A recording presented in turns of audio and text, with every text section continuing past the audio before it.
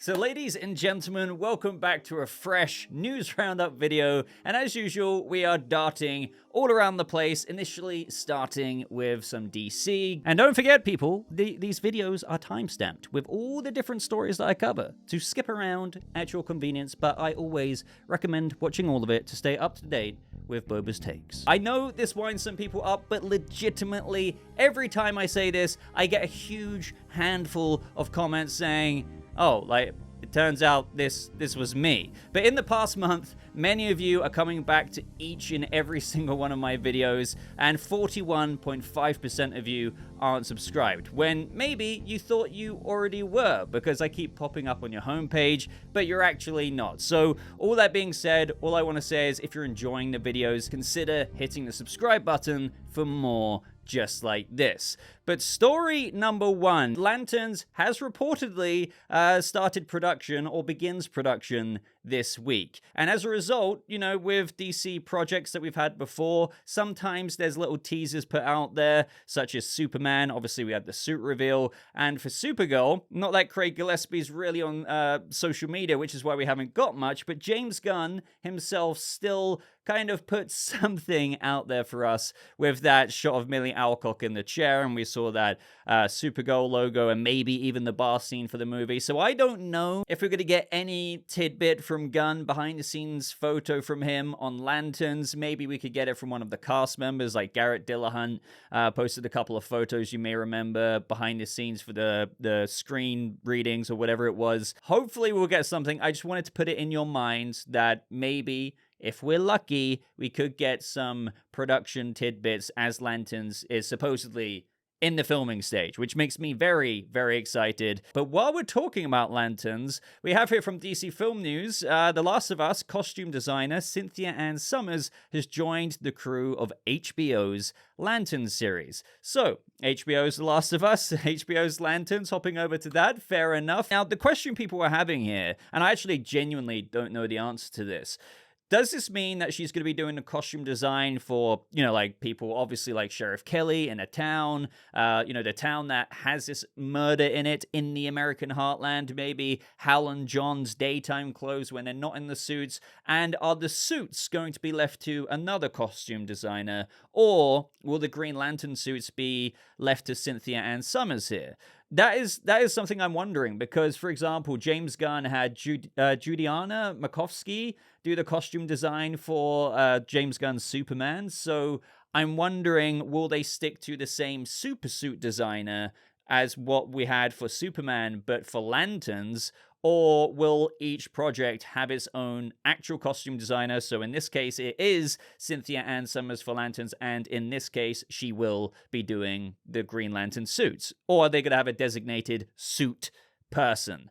Now, Future Boba here, we have a little bit of a news story update, and that is all to do with Clayface, because we have Deadline here reporting Jeff Wadlow and James Watkins in the mix to direct DC's Clayface. Now, this isn't all too surprising to me to hear some more news about it, so I'm more happy to put this in as another kind of story in this video. And I say it's not surprising because, after all, Clayface is coming out next year, so they are really gearing up to get this movie going, which is why, as they report here, one of the prime opening directing assignments in town right now is DC's Clayface, which is ready and raring to go with a screenplay by Mike Flanagan, as we know, and a target theatrical release date of September 11th, 2026. We hear that DC Brass will be hearing pitches from potential filmmakers next week, with some of the key candidates being Truth or Dare's Jeff Waldo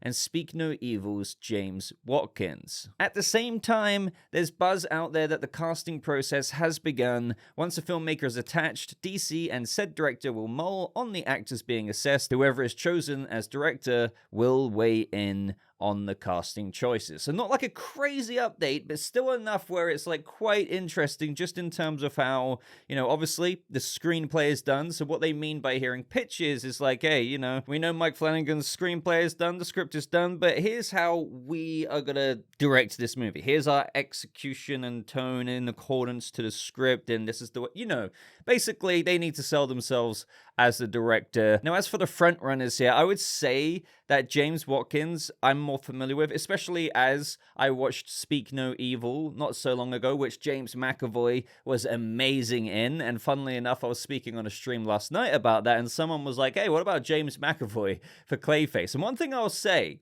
talking about casting choices that they're going to go through very, very soon, or no, that they're doing right now, he would be really, really good. Somebody said that, and I was like, you know what?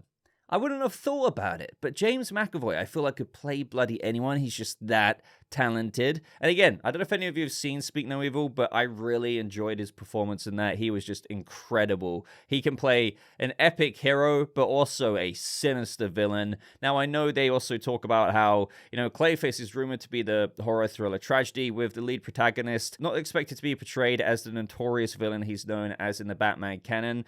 I think that's going to cause some misconceptions in the sense that I think, don't get me wrong, Clayface isn't going to be a hero in that sense, but since this is an origin story in the same vein as, the Fly movie, with Clayface, it is going to be a similar thing. So you're not going to see him terrorizing Gotham. It's not really about that. Like, that could happen in the future in a sense, or as we've seen in Creature Commandos, Clayface, isn't exactly heroic, but initially, we're going to see what happens to the man who transforms, as per the Fly's influence on Mike Flanagan's script, into, imagine a horror movie in the vein of the Fly where somebody is becoming an actual Clayface mud monster. That has so much potential for like body horror, like full on, and I really hope they go all out R-rated on that. Now, obviously, no whispers or rumors as to whoever's been tapped to maybe play Clayface or whoever's a front runner. Those reports could be coming out very soon. So let me know who you think could play Clayface in the DCU, who you would like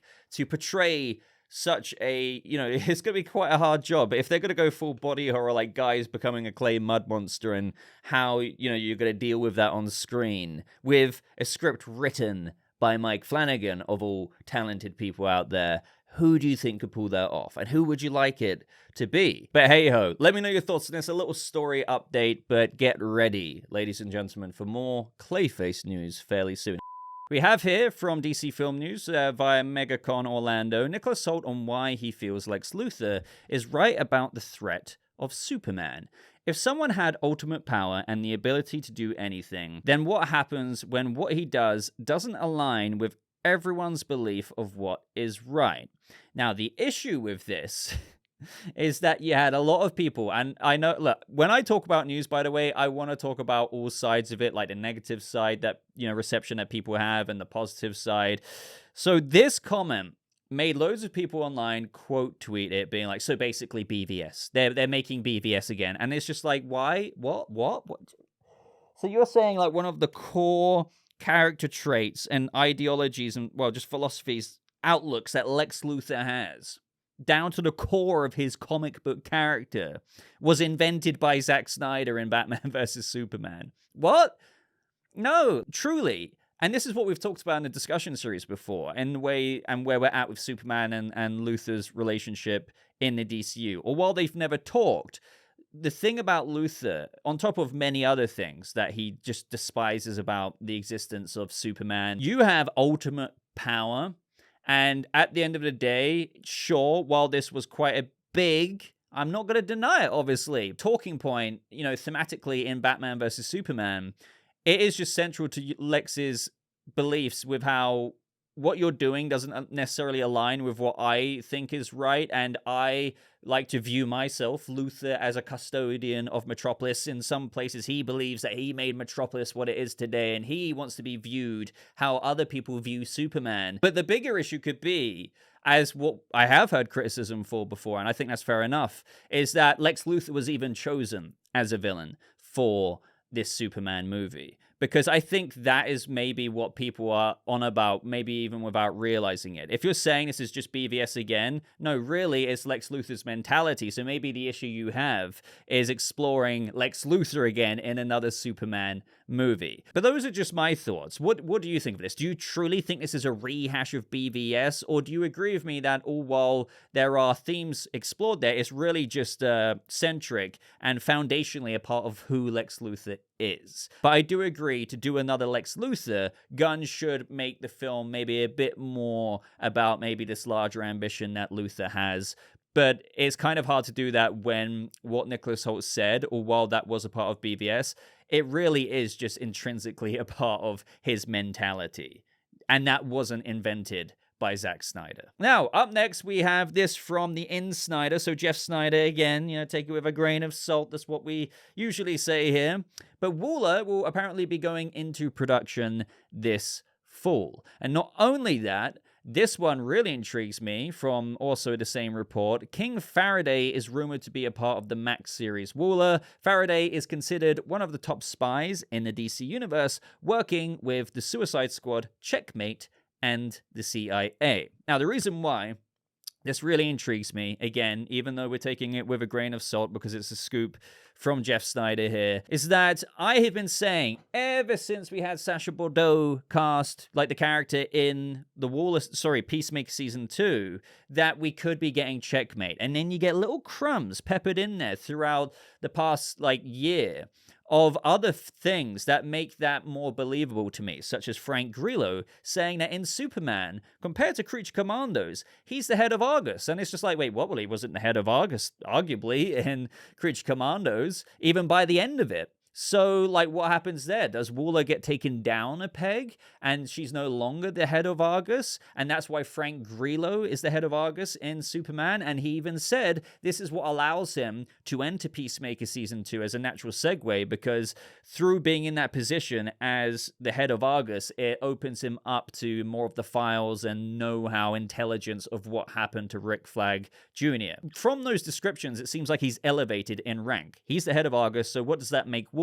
I think because she has so many connections still, she's like, you know what? Okay, I'm going to do my own thing and start up Checkmate. Now, she doesn't uniquely start it up by herself all the time, but what I'm trying to get to here is, and also adaptations don't always copy and paste from the source material, but we know we've got Maxwell Lord in the DCU. He is a part of Checkmate as well. Sacha Bordeaux, and initially Waller was meant to come out before Peacemaker Season 2, but now it's coming out after Peacemaker Season 2, so it makes sense now with how they could have adjusted the story for Sacha to be initially put into Peacemaker. She then carries on into Waller's series. I think they could be forging this new Checkmate team. This it's still kind of like another Task Force X kind of thing, but it's a lot more covert. Mr. Terrific has been a part of Checkmate. We know Mr. Terrific's in this universe. So you can see a possible, thread of a timeline of where this can go if even half of my speculation was correct. Now, oh my god, guys. The Batman 2 crumbs. The Batman 2 crumbs. Now, when I say crumbs, this really is crumbs. But, I still felt like I had to talk about it. Andy Serkis says Matt Reeves told him the story of the Batman 2. I am as hungry for it as you all are. He told me the story of the Batman 2, and I was so excited for it. Now, I know that may not seem like much, right? And again, as I said, when you watch him say it, it makes you, you're invigorated with a lot more excitement amongst this dead period of news for the Batman 2. But the reason why I find that encouraging is because Matt Reeves told Andy Serkis the story. So the fact that he told him the story, it's like, hey man, this is what's going to happen to your character. This is what happened to Bruce in the movie. This is what we're trying to do. This is the villain. This is how it will ultimately end. And that made Andy Serkis so excited. Again, I don't know the extent of stuff he told him, but it must have been a rough overview. I would like to think that he told Robert Pattinson as well. Maybe he's been in contact with, the main cast. And that would make sense because they are filming this year. And Future Boba here, what did I say? Maybe he's told Rob Pattinson as well. And it turns out at the Mickey 17 premiere last night, it's so funny. I was like, maybe he's going to get an interview as well, or I went on to say that, but I've cut that out now. And he got interviewed by Deadline on the red carpet, and they asked him about the Batman, which there's another thing we'll talk about. But they asked, can you tell us anything about the story? He's like, not yet, but it is cool though. It is cool though.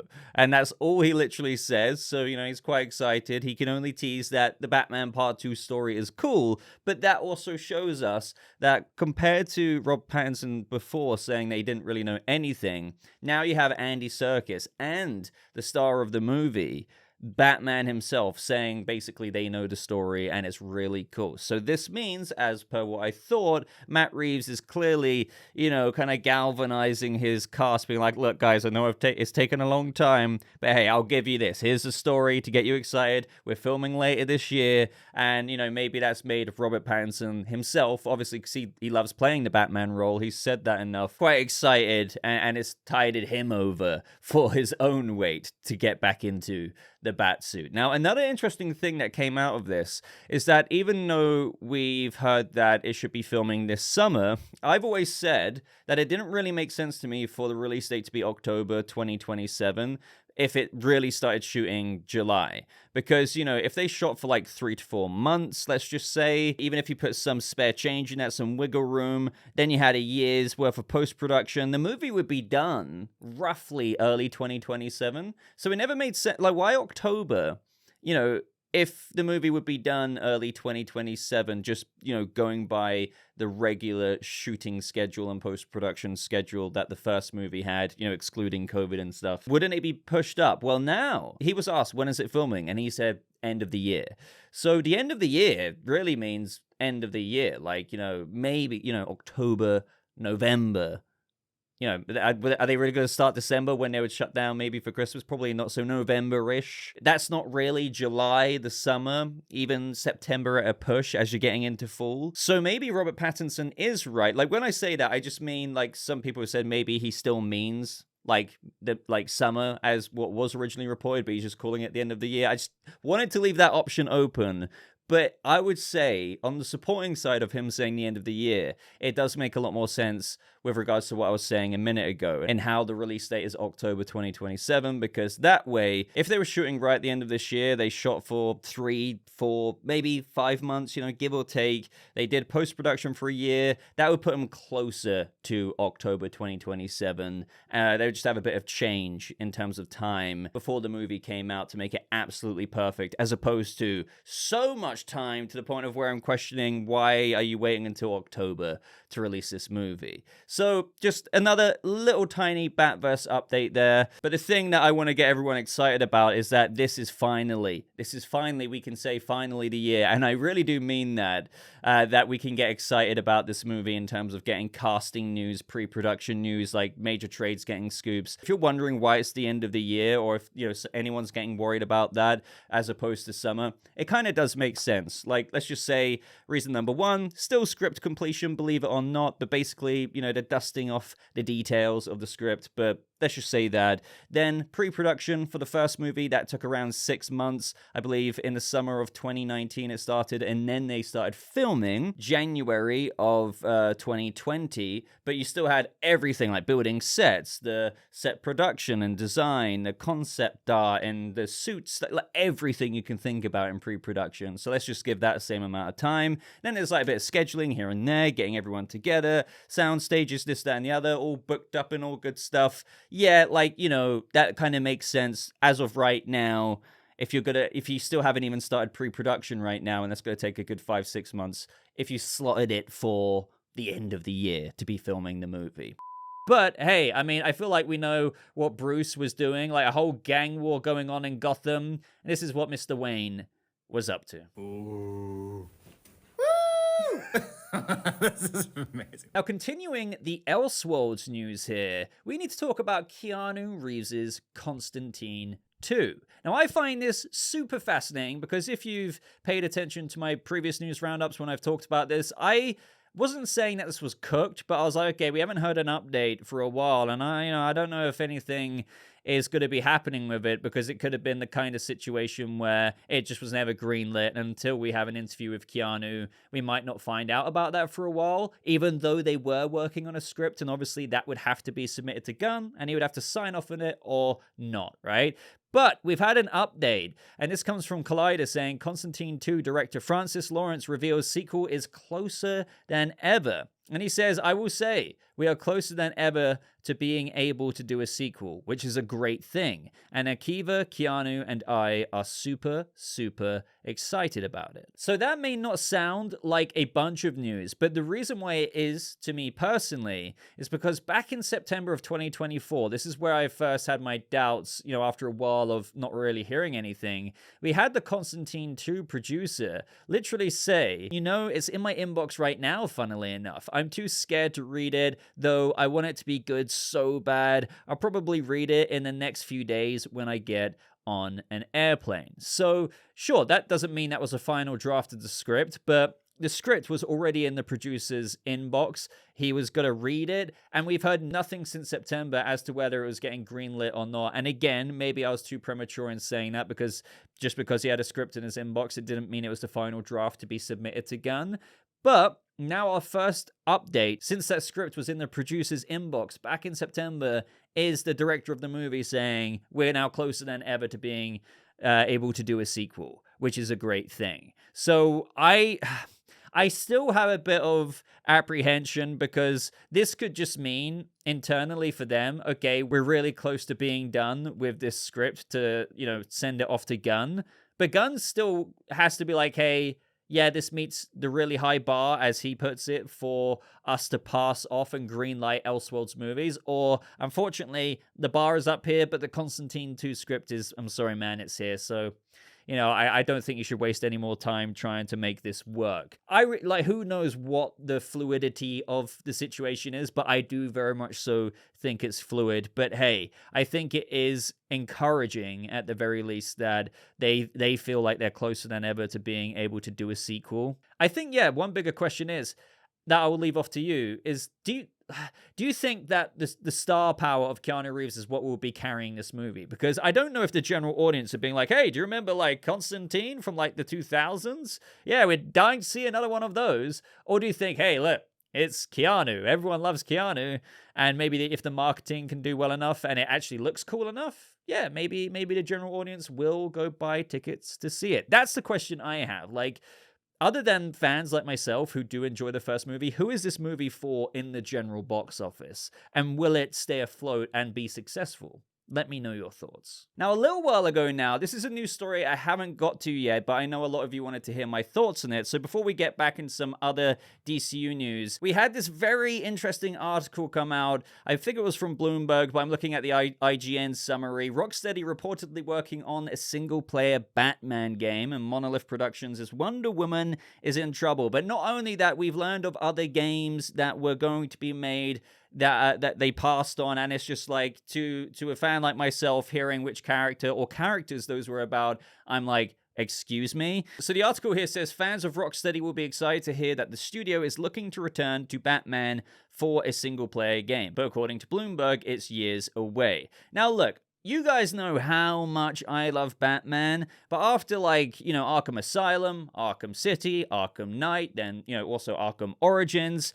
I wouldn't say no, right? If it's a well-made game, another single-player Batman game, hell yeah. But at the same time, I would rather them copy and do a reskin of that to another hero, like Oliver Queen in Star City. I mean, at least with Oliver, you could still have some badass combat, hand-to-hand combat. You would have a whole new city, obviously a whole new story with different characters that pertain to the Green Arrow story. You would have different methods of traversal with him firing it and just yeeting himself away. Do you know what I mean? That would be so cool. Instead of the Batmobile, obviously, he would be on a badass Green Arrow bike. I know Green Arrow doesn't carry the same name as Batman in the video game department, but if they marketed it well enough and made a game that is just as mechanically as good, I think it could take off, you know? But hey, no, we're going to go back to Batman. But also, I think the faith in Rocksteady after how they've performed with the Suicide Squad Kills the Justice League is like, well, will they make a good Batman game? And you never know, by the way. One thing I think is important to point out is that Gunn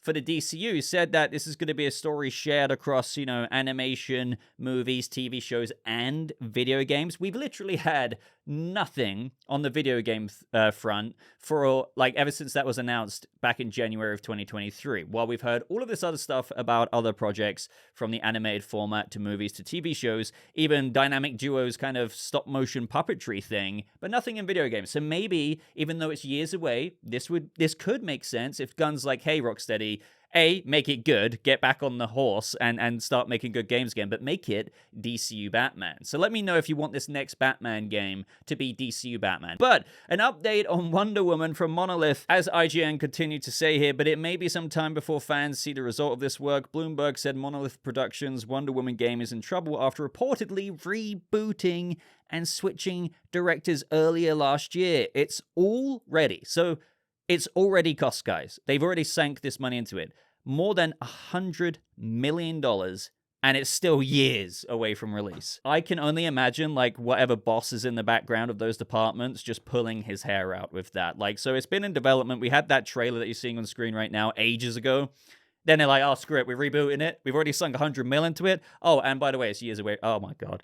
Oh my God. And again, in this situation, since it's been rebooted, maybe Gunn's going to be like, hey, can we make this DCU Wonder Woman? I know that's easy for me to say, but hey, why not? The biggest takeaway from this overall video game story is what they passed on. So Gotham Knights developer Warner Brothers Games Montreal, meanwhile, pitched a John Constantine game, but it was never approved. A Flash game was scrapped after the DCEU Flash film bombed. Look, I'm not saying I want Warner Brothers Montreal to make a John Constantine game after Gotham Knights. Not a fan of that game, to be honest. But the idea of like a pitch for a John Constantine game, like forget the studio behind it for a second, was turned down, like it was never approved. I've never really thought about that before, despite how much of a big John Constantine fan I am.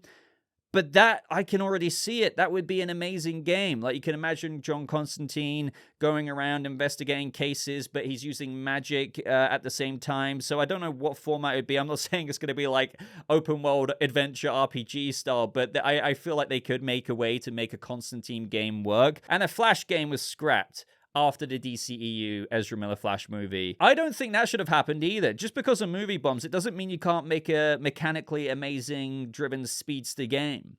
So that is a big shame. But I'm going to shut up now because the video game talk has been going on for a while. But let me know what you think of that. Would have loved to have seen a Constantine game. Now, last couple of updates for today's video. We're now going over to the Marvel side of things. And ladies and gentlemen, we've had Captain America Brave New World reviews coming in. And probably when you're seeing this, it might be release day for Brave New World. And let me know if you want to see a review on the channel. I'm not against doing it. I kind of want to do it, but I'm just very busy at the minute. But maybe I can squeeze it in addition to regular videos. But you're having a response in where it's kind of middling, is what I would average it out at. That's not a bad thing. I want to make that clear, but it's not like a great thing either. But it's also kind of what I expected, which also isn't a bad thing for me, because if you saw my predictions for this movie of what I wanted it to be, I said, look, I think Captain America, it's not that I want it to be this, I would want it to be better, but I'm expecting a solid 6.5 out of 10. Now, often people think a score like that is really bad, but it's not. Don't forget, 5 is right in the middle. So it's above average, I'm thinking, but I don't think it's going to be an 8 or a 9 out of 10, like 10 being as perfect to near perfect as it can, like perfect could ever be, and then 1 being absolutely garbage terrible. You know, 6.5 is fairly decent, but not that great, but not terrible. I expected that, and it seems that the reviews are reflecting this. Discussing the film themselves are saying Captain America Brave New World suffers from an underdeveloped plot lines, jarring CGI, and terribly edited fight scenes. Maybe that could be forgiven if the film delivered enough thrills. It doesn't. Find out more in our review. So that's quite scathing. We've got other reviews here. Jones Vibes saying, Captain America Brave New World made me feel like I was watching the MCU again. And that's what I liked about the marketing, by the way. That's what allured me to this movie. And that's a good thing. Gritty, intense, and packed with Winter Soldier vibes. It's not without its flaws. Feels a bit disjointed at times, but Anthony Mackie owns the shield and Red Hulk is a beast. Strong start to a huge year for Marvel. Other reviews. Free C Films. Shout out to him. I know you know who he is. Captain America Brave New World is an enjoyable watch, okay? With decent action sequences and some standout moments. However, it didn't quite hit the emotional or narrative highs I was hoping for. Loved Mackie as Cap, and I appreciated the more serious tones, but it did feel slightly empty. I think 3C Films' review there, that short summary, is exactly what I expected out of this film. And again, I said that before ever seeing 3C Films' tweet here, like days ago. So I hope that I feel this way about it. Obviously, I would hope to love it, but like I think the reality is what 3C said here is how probably a lot of us, if you know me, you've watched my videos for a while, if you have maybe kind of similar standards, if you want to put it that way, for movies and what you enjoy, what you don't enjoy. I think if you're in my boat, usually, I think we're going to feel this way. And I think that's good enough for me, believe it or not. But, you know, obviously a mix of reviews out there, quite a lot negative, quite a lot, some more positive. But even in the more positive reviews, it's still giving this sense of like, I wouldn't quite say mid, like mid, but, you know, like it's not out there. So again, let me know what you think. Have you seen it already? If it's out, but again, I'm sorry for the terrible scheduling of this video. I don't even know when, but let me know if you're excited for it, if you think you're gonna love it. If you've seen it already somehow, let me know what you thought of it. Let me know if you want to see a review. Now, lastly, my God, in this video, Daredevil Born Again. You guys know I am super excited about that. We've got a couple of tidbits to go over here. Now, Future Boba again here with regards to Daredevil. There was a rumor we were going to get a new trailer today, but it appears that it was a 30-second TV spot. Now, don't get me wrong, this TV spot is freaking sweet. And for all I know, knowing my luck, maybe a trailer has dropped on top of this, but if that happens, maybe I'll make a whole separate video. Just wanted to let you know, just in case you aren't aware, you can go look this up yourself, maybe on Twitter, maybe it's on YouTube now, but as of when I'm making this, it's just floating around there. It's a very fast-paced action oriented TV spot, some expanded footage from what we got from the trailer a couple of weeks ago now. TV spots, you only have 30 seconds to really grip someone, so they really kind of swing in this one, and it's some awesome vigilante Daredevil action. But back to Past Boba. So we had the showrunner here saying for Season 2 that Season 2's a blast because we're not shackled by any previously shot footage. We're swinging for the fences. It's on par with huge Greek epics, lots of big themes. Unless you dig really deep into the books, the place that Kingpin and Daredevil wind up at the end of Season 2 is unfathomable, given where they've been. Making a story that can endure and has legs was calculated. Now that makes me think like, are they going to completely subvert expectations? You know, what could be unfathomable with Kingpin and Daredevil? I mean, there's going to be a lot of entertaining stuff between them, and I love the vibe that got across in that first trailer. But one thing I will say, the showrunner's saying a lot of things, and some people love it. Some people are a bit like, okay, bro, you keep saying this kind of thing. But one thing I can definitely respect, that I think we can all respect, is the showrunner talks about bringing Foggy and Karen back, and he says, I was willing to lose a job over this one. Because Season 3 of the Netflix show ended with a dream, with the names on that napkin. If you don't pay that off, you're not giving your characters context. You can't ignore that dream. So once again, insanely grateful that this show had the overhaul it had, and that like this came to fruition with Foggy and Karen, even though it looks like someone's going to bite the dust. And speaking of biting the dust, guys, you know, we've got some new looks from Empire Magazine. I mean, Daredevil, look at him. We all know what scene that's from in the trailers. And some new looks at Matt Murdock, quintessential Matt Murdock look there, but also Daredevil himself looking over some files. No weird pun intended there when I say looking, but he does appear to be looking at something, but I've already seen a lot of jokes about that. Notice how he's like torn one glove off, so it's like he's feeling out to see whatever that is, and it looks like there's freaking blood written in whatever that is. I have no idea. But again, it looks to be in that same location where we have Daredevil going insane in the trailer with all of that action. We get a new look at Matt fogging Karen, and I think we all know what scene this could be from. It's the one when they're walking down the street, and I'm worried that we're going to have Bullseye, do his thing. I think we all have to prepare ourselves for that. But speaking of action and stuff like that, we have the showrunner reiterating that the show hasn't been watered down. I know we've talked a little bit about this. This is something that makes me excited. And sure, a show's entertainment value doesn't just hinge on violence, but it's reassuring to know that the Disney of it all hasn't affected what we liked about that vigilante action in Daredevil. And you guys know us here and me, we like vigilantes a lot here. And what comes of that is, you don't want to be like, oh, I bent your finger instead of breaking your arm. If they're going to do it, do it. So the level of violence, the showrunner says, is way up there for a Marvel Disney show. I don't think there's anything else even in the ballpark. There's a moment in this that is just absolutely batshit and way past anything Netflix ever did. Now, we've heard him roughly describe that moment before, calling it batshit crazy, but now he's saying it's way past anything they've ever done.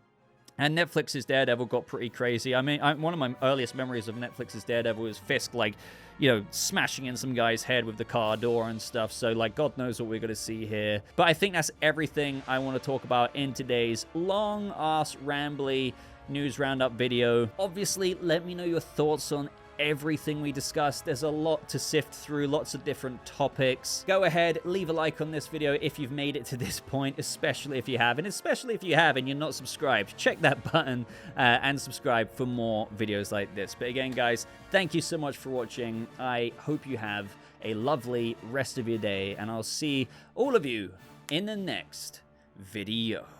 Goodbye.